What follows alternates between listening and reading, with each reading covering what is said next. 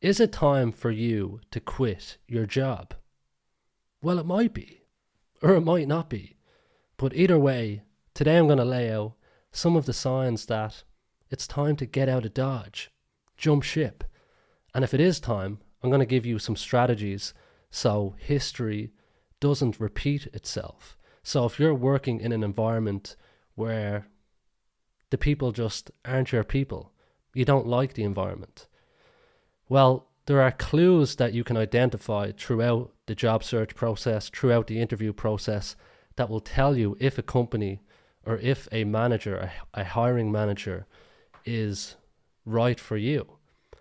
And the motivation for this podcast comes firstly from the messages that I get on Instagram. Every day people tell me that they hate their job. And I know I'm biased because people wouldn't be messaging me if everything was dandy and rosy where they work. But nonetheless, I'm just getting bombarded with people who dislike what they do for a living. And then secondly, from the coaching calls I'm doing with professionals from all backgrounds, all experience levels. And again, that term just keeps popping up, hate. And it doesn't have to be that way. There are, as hard as it can be to believe, there are some good companies out there to work for. There are some good people to work for. And you can find them. And your life will be, you'll be far more content with what you do to earn money. So, how do you know it's time to quit? Well, think about the people you work with, first of all. If it's been a while since you've been happy in your job, where you've actually liked the people you've worked with, you know, resentment can build with your coworkers fairly quickly. And if it's been going on for quite some time, what you need to think about is, if you're working a full-time job, if you're doing overtime, if you're commuting into work, it's likely that you spend more time with the people you work with than with your family, which is insane. A third of your day, 5 days a week, over the course of your lifetime, it's around 80 to 90,000 hours you spend working. So if you're sitting beside people or standing beside people that they're just not your cup of tea,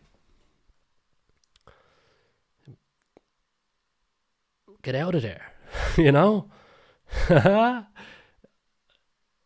And as well as your co-workers, management, the person that's managing you, the person that influences what opportunities you get, what training you receive. Your manager has so much say over your career and your personal life. And it doesn't just affect you, the decisions that they make. It affects your family, it affects your circle. You really need to think about this. What is the ripple effect from the decision that your manager is having over what you get to work on, what you get to do? And if the person that you're working for or your manager has broken promises to you, you know, you got promised a raise and never came true. You got passed up on a promotion. You were shortchanged on a bonus. These people don't value the truth. You never know where you stand with them. You're living in a fantasy world if you're working with them.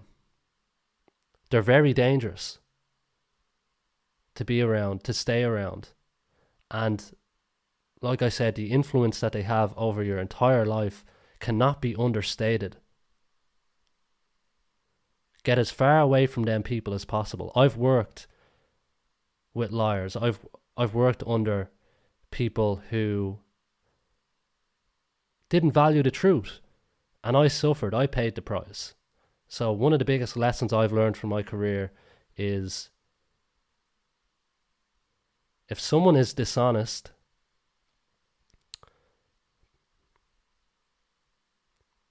you can't work with them.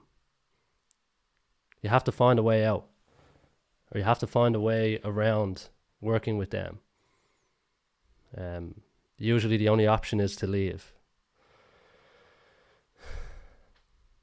So I'd have that's a hard principle that I'd follow, just because we don't know what, if people aren't honest with us, we don't know. We're not living in reality anymore. We're living in a fictional existence, and everything breaks down from there. So, and then that leads me into another reason why you should quit your job. If you're straying away from your principles, so like I said, a principle that I hold is to operate with honesty, to be open and transparent. And if you find yourself straying away from your principles, the core principles that you believe in your gut, in your soul, and maybe you're working on something that's causing an inner conflict with you. Yeah, that's not good. The internal suffering that will cause for you, who knows what impact that will have. So that's one reason enough to jump ship. Another thing people always talk about is politics, office politics, playing the game. And really what that translates into is, are you buddies with the management team? Are you mates with the decision makers? Because the people who are friends, who have that relationship with management, those are the ones that are going to get put forward for promotions, for salary raises, for training opportunities, to run projects. It's all based on emotion. None of it is logical. So, and we'd all love to be able to be in a position where we're friends with the decision makers, where we're the ones who are the benefactors.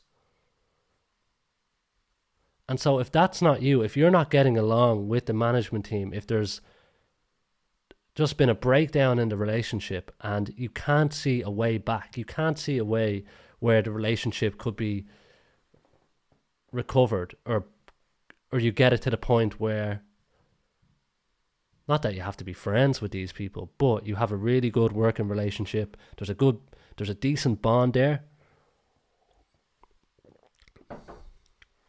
Because that's what playing the game is. Just it's based on friendships, really. So if that's not in the realm of possibility where you are now, well, you're always going to get the wrong end of the stick. You'll always be second place to the person that the manager gets along with. So that's office politics for you.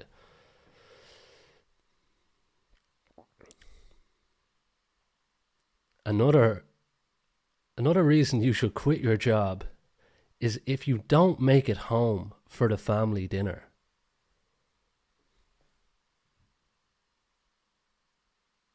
No reason why you shouldn't make it home for the family dinner. Then some obvious ones, of course. If you haven't been appreciated for the work you're doing, if you've taken on more responsibilities, more duties, and 6 months has passed, 12 months has passed, and you haven't been given a bump, there hasn't been any acknowledgement of the additional work, you either need to communicate that to your manager, let them know that you've taken on the responsibilities. And I get into the habit, if you have this structure in place where you work, obviously it depends on the work environment that you're in, but if you can get into the habit of sending weekly, bi-weekly reports, if you can get into the habit of setting targets with what you're working towards, all of this provides a blueprint for why you deserve a raise in the future, because most managers are focused on themselves. They're worried about their own job, and unless you tell them what you're doing and what you're working on, it's rare that they'll notice it. Of course, there's outliers and there's really good managers that are tuned in, but from the most part, you need to communicate your value constantly, because no one else is going to do it for you. But yeah, some of the more obvious reasons, if you're overworked, you're burnt out, you're just constantly procrastinating, you can't get going. If you're not challenged in your job, because look, you might be happy with the level you're at now and you don't want to progress, and that's fine. Work should be a lot of the times just to earn a living and nothing more than that. And that's totally fine. But if you're looking to progress, if you're looking to expand your skill set and everything, there's no challenge in what you do. Your skills are either getting better or worse. There's no middle ground. Nothing stagnates. And what I just touched on, if there's no chance of progression where you are, if you've hit a ceiling, you can't see a possibility of you getting a promotion, and that might be a good enough reason to leave. If the industry you're working in is dying, if the company is struggling, those are signs to get out of Dodge. If you make DVDs for a living, say, it might be over. And one big sign that it's time to call it quits is if you're still listening to me. Why else would you be listening to me? Have a think about that. And what's stopping you? So let's say you're in a position where, feck, I do need to get out of here. But the thought of updating my resume, my CV, I just couldn't face it. I just can't bring myself to do it. There's just too much work involved. Well, the game has changed when it comes to updating your CV. And how it's changed is everything is available online, and specifically on my YouTube channel. I have put together a CV writing class. I take you through the entire process from start to finish, no guesswork. And I also have hundreds, thousands probably, of scripts and examples to help you with formulating your experience and achievements. So I've tried to make the CV writing process as easy as humanly possible. There's always going to be work involved, but don't let the fact that you haven't touched your CV in a few years get in the way of quitting your job. So check that out if you need help with updating your CV. Another reason to leave is that it's most likely you'll get more money by moving to a new job. On average, job hoppers get 10 to 20% of a salary increase, because you're not tied into a contract. You can just negotiate off the bat, versus where you are now. There might be an agreement in place where you can only get a certain pay rise every year. So job hopping just opens up the possibility for more money. If you're worried about job interviews are a skill that anyone can master. I've seen it myself, and I've trained people to master the interview process.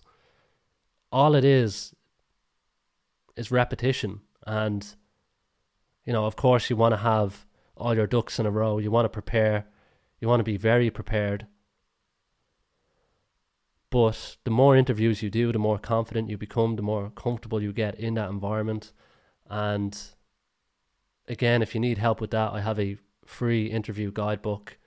I cover all aspects of the interview process. I've tried to make it digestible, as many short bullet points as possible, so you're not overwhelmed with information. You're just getting the key takeaways, certain things to avoid, certain things to focus on. But check that guidebook out if you're thinking about leaving your job, and just get the reps in. Line up as many interviews as you can, and 5, 6, 7 down the line, you'll be an absolute assassin in there. So don't let the interview process, don't let the updating of your CV get in the way of changing your circumstances. So when it comes to finding a new job, when it comes to leaving where you are now, how do you avoid history repeating itself? There's elements of luck involved, no matter what. Because you could join a company and you get on great with the manager, and then the manager leaves and some psychopath comes in and you're stuck with a mentor. That's just the nature of the game. But there are ways that you can reduce the probability of history repeating itself and not ending up in a place where you just detest it. One way that you could go about this is to make a list of companies that you have a genuine connection with, that you'd actually like to work for. These might be companies that you use their products or services. Maybe they support a charity that has greatly impacted your family or a loved one. Finding a genuine connection with a company is a great path forward, because you feel whatever you're working on has purpose. You feel like you're part of something bigger than yourself. That sounds very cheesy, but you do need some form of a purpose. So if you feel like you're contributing to something that is helping humanity or helping people similar to the people you know, a loved one that was affected by something, you get what I'm saying here. And leaders as well. So trying to pick out people that you admire, that you'd really enjoy working under. And you can find these people pretty easily if you navigate through LinkedIn or Twitter. Look for the industry leaders in the environment, look for the industry leaders in the sector that you're working in and the type of work you do. Sign up to newsletters. Who's running the show? And if you can identify people that, you'd really value working under, you like what they do, you like what they put out on social media, you like the message that they preach, you can get on their radar fairly easily, and you can build a strategy for joining their team.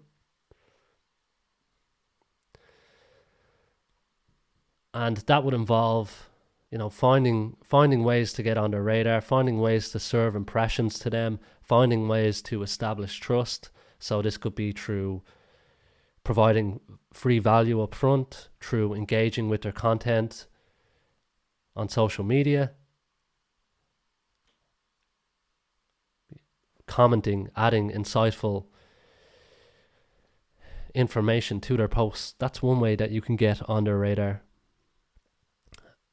And figuring out ways to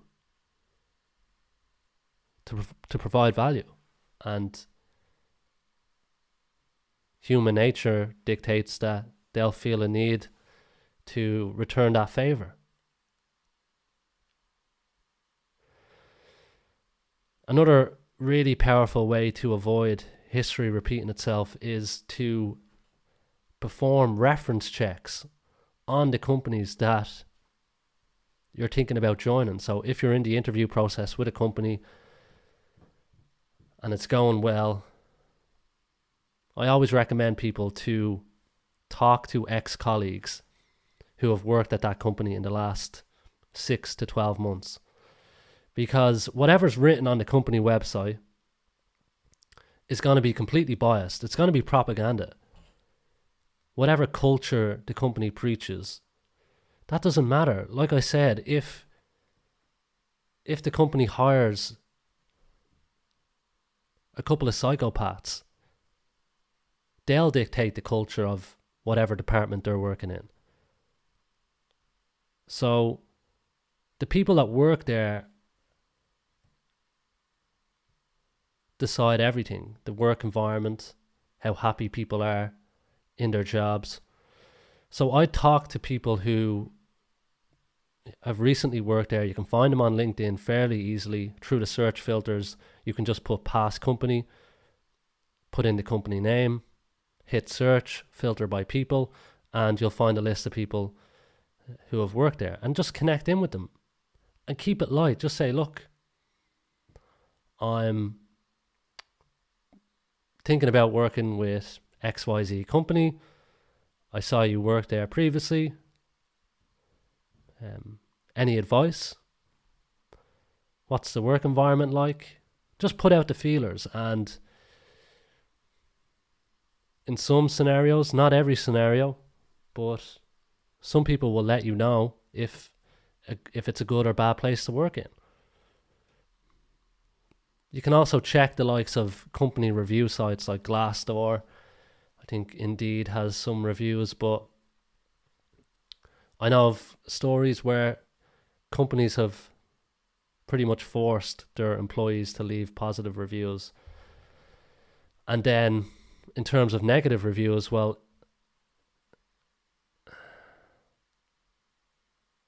yeah, people can get resentful when they might have been at fault and they might not be self-aware. So even the negative reviews aren't always reliable.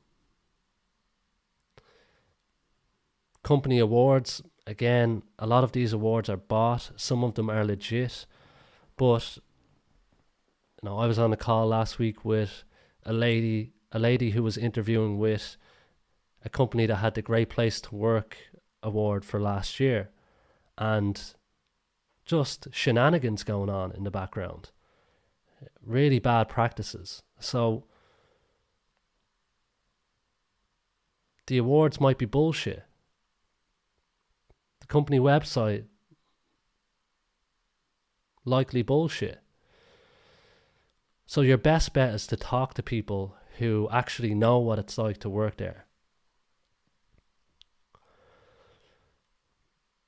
That's some of the prep work that you can do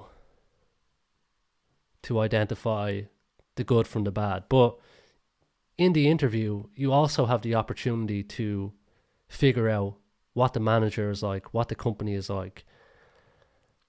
Because like I said, one of the main reasons that you will quit your job is down to your manager.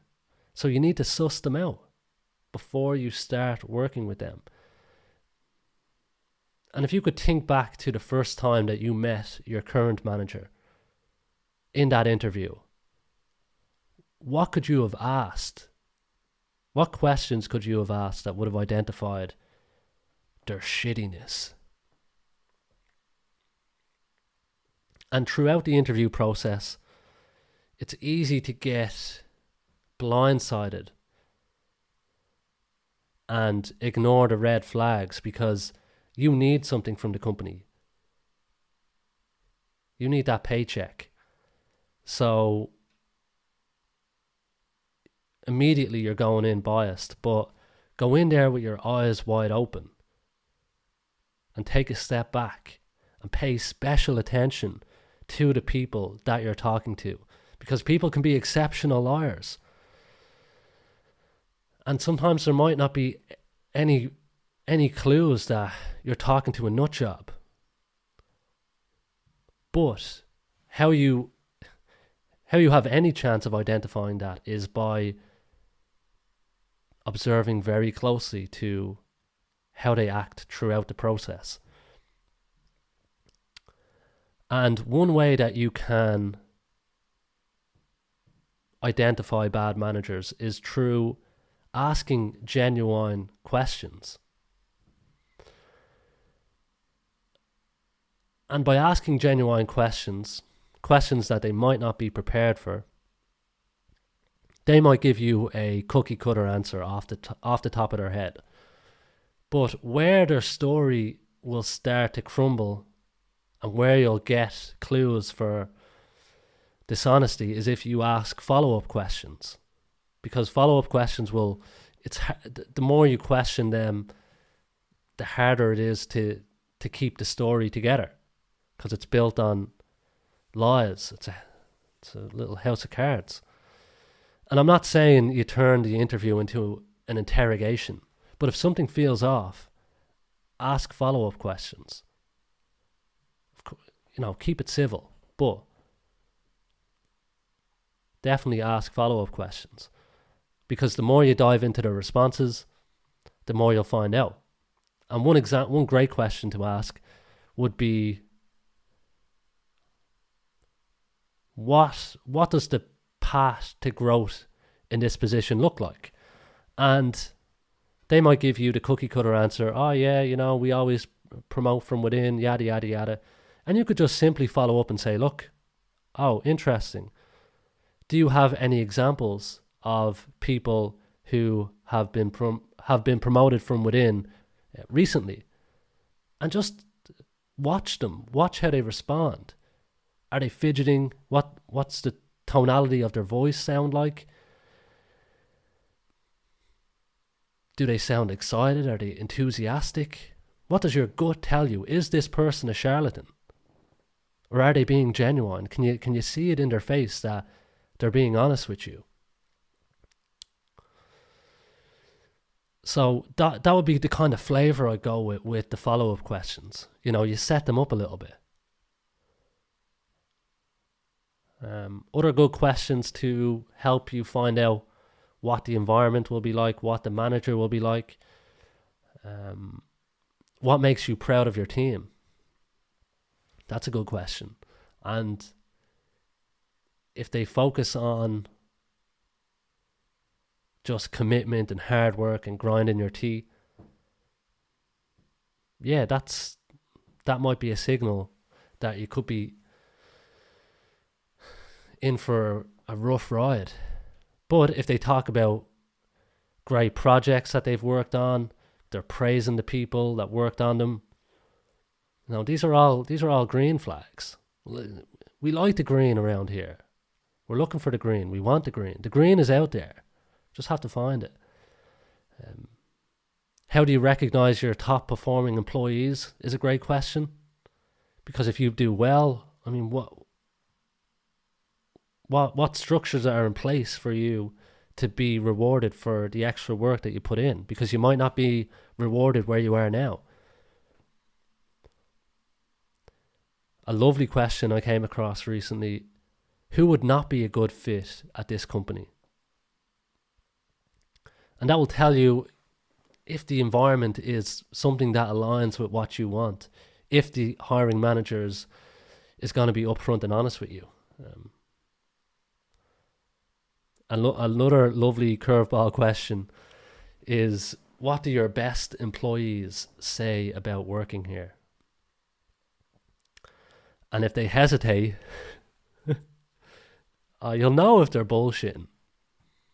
You'll know. But yeah, so questions are a good way to figure out what the person is like, what the manager will be like. And as well as the personality and their responses, you can also pick out what they're going to be like just by being aware of some of the markers for a shitty workplace. some of the red flags. So first of all, if you uncover any lies, any dishonesty, run. If the interviewer is always late, or they keep rescheduling, or isn't prepared, they haven't looked at your CV, if they're unclear about the job or what your day-to-day looks like, these aren't good signs. This person is not organized. And if they don't take their job serious, well, they're not going to take management of you seriously. And yeah, that's where the problems lie. Carefully watch how they interact with, if there's a panel interview, how they interact with the colleagues in the interview, because how they treat the people they work with is likely how you'll be treated. Do they take responsibility? Like, for example, if they're talking about failures, if they're talking about challenges, are they pushing the blame? Are they blaming the economy? Are they blaming competitors? Are they blaming their staff? Or are they taking responsibility? Are they taking complete ownership? Because that's the type of leader you want to work for. Someone who takes responsibility.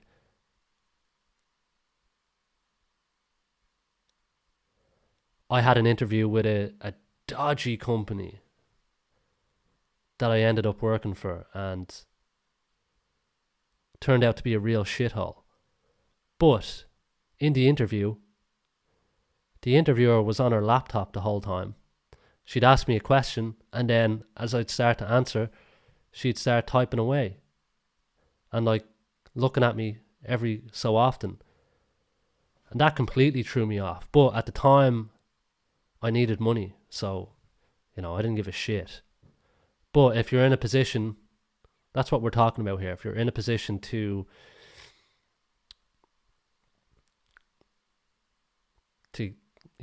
where you're not completely under pressure to get a job, well, these are the strategies to find a great place to work at. So yeah, if the interviewer is not engaged, red flag, checking their phone, all that shy. If they ask you to start tomorrow, if they put the pressure on, dodge. And if you're ill-treated at all throughout the interview process, because you have to think of the interview process as the honeymoon period, you'll never be treated better than when the company is courting you, when they're trying to reel you in. Like early in a relationship, you're putting your best foot forward. So that's one thing to watch out for. And one thing I didn't mention, it's far easier to get a new job while you're already in a job, because there's far less pressure on you in the interview. You're not relying on the interview to be a complete success every time. So you can go in there more relaxed. You'll be more confident because there's less consequences. The fear in interviews comes from perceived consequences. You're thinking, oh no, what if I mess up my lines? What if I embarrass myself? What if I can't answer this question, that question? What if I don't get the job? So you're creating all these consequences in your head. So no wonder you're nervous. No wonder you're going in with fear. But if there's no consequence, if there can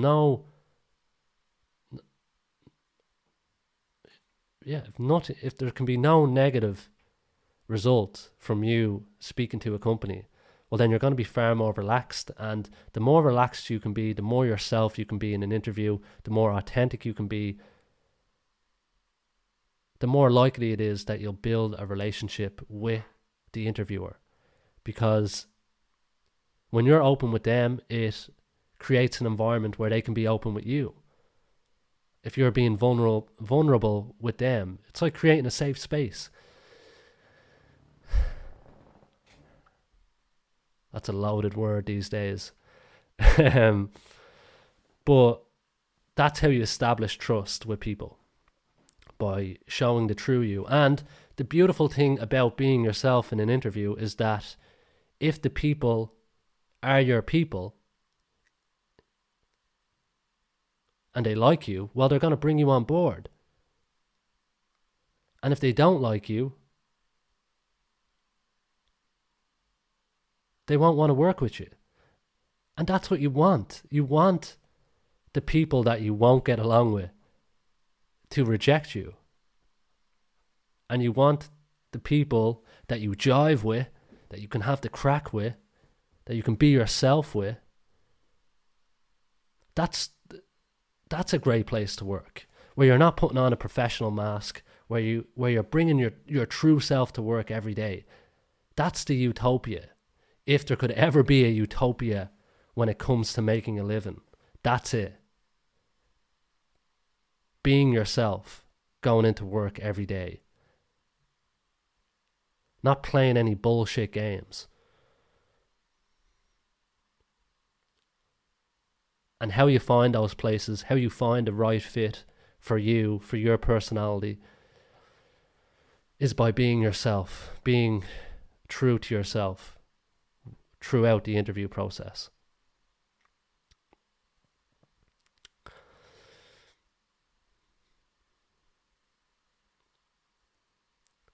So to wrap up, I wouldn't quit without a plan. I wouldn't just hand in your notice. Take your time. If you're in a job now, take your time. Look at the resources that I have available for updating your CV. Look at updating your LinkedIn profile as well. LinkedIn, I'm losing count of how many jobs have been created for the people I work with through LinkedIn. And there's just unbelievable opportunity over there with recruiters being able to find you if your profile is optimized for the search algorithm over there. So check out my website. I have a full guide on LinkedIn as well. And yeah, take your time, break the tasks down into small steps. So if the idea of updating your CV is overwhelming, just say, look, I'm going to spend 20 minutes every evening this week just tipping away at it. Just tip away at it. And then once the CV is done, maybe I'll make a list of 20 recruiters that I'm going to reach out to. Maybe I'm going to make a list of 10 companies I'd like to work for and see what jobs they have available and, tailor my application, spend some time connecting with the recruitment team at these companies on LinkedIn, get on their radar, drop them a message, keep it brief. I applied for this job. This is how I can add value. Are you free for a call? That's the message you want to be sending people. You don't want to be sending them a big essay. Short, sweet. Sweet. And don't stop searching for a job until you have signed a written offer and the company has also signed the written offer. Because it's never a deal until it's a deal. So just keep at it. Don't put all your eggs in one basket. Just keep driving forward. And you'll get the yes. So that's the lot. Thanks for listening. And I'll catch you next week. Take care.